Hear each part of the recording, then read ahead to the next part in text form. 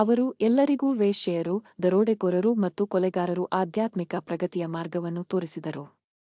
ನಮ್ಮ ನಿಜವಾದ ಧರ್ಮದ ಪ್ರಕಾರ ಬದುಕಲು, ಅದರಲ್ಲಿ ಸ್ಥಿರವಾಗಿರಲು ಮತ್ತು ಅಂತಿಮ ಗುರಿಯತ್ತ ಜೀವನದಲ್ಲಿ ಮುನ್ನಡೆಯಲು ಅವನು ನಮ್ಮನ್ನು ಒತ್ತಾಯಿಸುತ್ತಾನೆ. ಕೃಷ್ಣನ ಸೂಚನೆಗಳು ಸನ್ಯಾಸಿಗಳಿಗೆ ಮಾತ್ರವಲ್ಲ, ಅವರ ಸಾಮರ್ಥ್ಯಕ್ಕೆ ತಕ್ಕಂತೆ ಎಲ್ಲರಿಗೂ ಸಲಹೆ ನೀಡಿದರು. ಅರ್ಜುನನಿಗೆ ಅವನ ಸೂಚನೆಯು ವಾಸ್ತವವಾಗಿ ಅವನ ಧರ್ಮವನ್ನು ನಿರ್ವಹಿಸುತ್ತಾ ಜಗತ್ತಿನಲ್ಲಿ ಉಳಿಯಬೇಕು. ಲೌಕಿಕ ಬೆಂಕಿಯ ನಡುವೆ ಸುಡದೆ ಉಳಿಯುವುದು ಹೇಗೆ ಎಂಬುದಕ್ಕೆ ಅವರ ಜೀವನವು ಒಂದು ಪರಿಪೂರ್ಣ ಉದಾಹರಣೆಯಾಗಿದೆ ಎಂದು ಅಮ್ಮ ಹೇಳುತ್ತಾರೆ. ಇದು ಜೊಲ್ಲು ಸುರಿಸದೆ ನಾಲಿಗೆಯ ಮೇಲೆ ಚಾಕೊಲೇಟ್ ತುಂಡನ್ನು ಇಟ್ಟುಕೊಂಡಂತೆ. ಅಡೆತಡೆಗಳ ಮಧ್ಯೆ ಉಳಿದಿರುವಾಗ ಜೀವನದಲ್ಲಿ ಹೇಗೆ ಯಶಸ್ವಿಯಾಗಬೇಕೆಂದು ಅವನು ತೋರಿಸುತ್ತಾನೆ.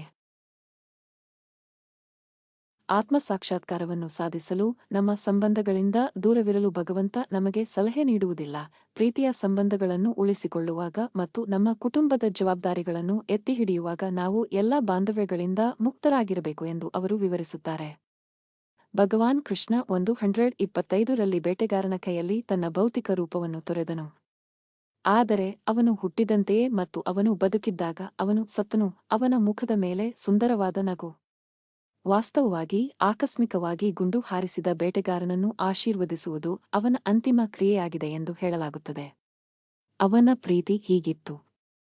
ಅಮ್ಮ ಹೇಳುತ್ತಾರೆ, ಭಗವಾನ್ ಕೃಷ್ಣನು ತನ್ನ ಜೀವನದುದ್ದಕ್ಕೂ ಅಲೆಗಳಂತೆ ಉದ್ಭವಿಸಿದ ವಿವಿಧ ಬಿಕ್ಕಟ್ಟುಗಳನ್ನು ಒಂದರ ನಂತರ ಒಂದರಂತೆ ಎದುರಿಸಬೇಕಾಯಿತು. ಆಗಲೂ ಒಮ್ಮೆಯೂ ಅವರ ಮುಖದಲ್ಲಿ ದುಃಖ ಮಡುಗಟ್ಟಿಲ್ಲ. ಅವರು ಸೂರ್ಯನ ಕೆಳಗೆ ಎಲ್ಲಾ ಕಷ್ಟಗಳನ್ನು ಎದುರಿಸಿದರು, ಆದರೆ ಶ್ರೀಕೃಷ್ಣನ ಸನ್ನಿಧಿಯಲ್ಲಿ ದುಃಖಕ್ಕೆ ಸ್ಥಳವಿರಲಿಲ್ಲ. ಅವರು ಆನಂದದ ಮೂರ್ತರೂಪವಾಗಿದ್ದರು. ಅವರ ಸಹವಾಸದಲ್ಲಿ ಎಲ್ಲರೂ ಎಲ್ಲವನ್ನೂ ಮರೆತು ಸಂಭ್ರಮಿಸಿದರು. ಅವರ ಸಮ್ಮುಖದಲ್ಲಿ ಅವರು ಆತ್ಮದ ಆನಂದವನ್ನು ಅನುಭವಿಸಿದರು. ಇಷ್ಟು ಕಾಲ ಕಳೆದರೂ ಈಗಲಾದರೂ ಆತನ ವಿಚಾರ ಮಾತ್ರ ನಮ್ಮಲ್ಲಿ ಆನಂದವನ್ನು ತುಂಬುವುದಿಲ್ಲವೇ? ವೇದರಾತ್ ಶ್ರೀಕೃಷ್ಣನ ಜೀವನದ ಕಾಲಘಟ್ಟ. ವಯಸ್ಸು, ಘಟನೆಗಳು, ಜನನ. ಶ್ರಾವಣದ ಮಧ್ಯರಾತ್ರಿ, ರೋಹಿಣಿ ನಕ್ಷತ್ರ, ಕೃಷ್ಣ ಪಕ್ಷದ ಅಷ್ಟಮಿ, ಜುಲೈ 19-20 ಕ್ರಿ.ಪೂ. 3228ರ ಮಧ್ಯರಾತ್ರಿಯಲ್ಲಿ ಕಾಣಿಸಿಕೊಳ್ಳುವುದು. ವಸುದೇವನು ಮಥುರಾದಿಂದ ನಂದ ಮತ್ತು ಯಶೋದೆಗೆ ಗೋಕುಲ. ಗರ್ಗ ಮುನಿಯಲ್ಲಿ ನಾಮಕರಣ ಮಾಡುವ ಸಮಾರಂಭವನ್ನು ನಡೆಸಿ ಮಗುವಿಗೆ ಕೃಷ್ಣ ಎಂದು ನಾಮಕರಣ ಮಾಡಿದ ದೇವಕಿ. ಪೂತನ, ಶಕಟಾಸುರ, ತ್ರಿನಿವರ್ತ ರಾಕ್ಷಸರನ್ನು ಕೊಂದ ಗೋಕುಲದಲ್ಲಿ ವಾಸವಾಗಿದ್ದ. 3-6ರಿಂದ ವೃಂದಾವನಕ್ಕೆ ತೆರಳಿ ಬಕಾಸುರ, ಅಗಾಸುರನನ್ನು ಕೊಂದ ಧೇನುಕ. ನಂದಗ್ರಾಮಕ್ಕೆ ತೆರಳಿದರು.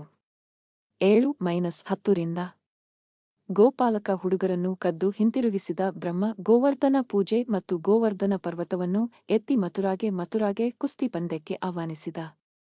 ಗೋಪಿಯರೊಂದಿಗೆ ರಾಸಲೀಲಾವನ್ನು ಆಡಿದನು. ಕಾನೂರನನ್ನು ಕೊಂದನು ಮತ್ತು ಬಲರಾಮನು ಮುಸ್ತಿಕನನ್ನು ಕೊಂದನು ಮತ್ತು ಬಲರಾಮನು ಅವನ ಸಹೋದರರನ್ನು ಕೊಂದನು.